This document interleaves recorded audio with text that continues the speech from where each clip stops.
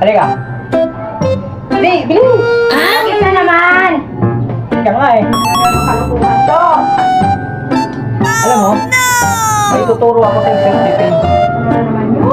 Kasi sa tao kasi mahalaga yung defense sa sarili.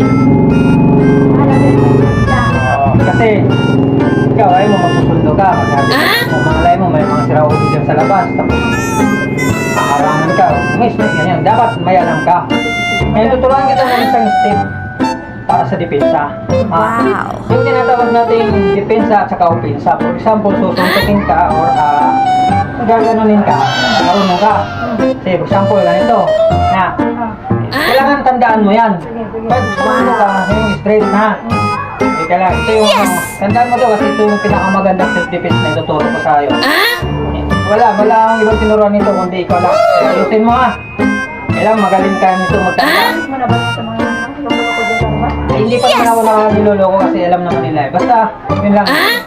For example, ngayon, susuntukin ka ngayon ng ng tao. Siyempre, susuntukin ka para maiyot ka. Oo, kaya kailangan alerto ka. Ha? Pag sinunto ka, kailangan alerto yung kamay mo. O tapos, paano ko sasalagin? Hindi kaya kasi, sumubo ka, sumunto ka, dali. Pag sinunto ka, isa, pak! Ikutin mo. Ayun, tapos gano'n. Tapos gano'n.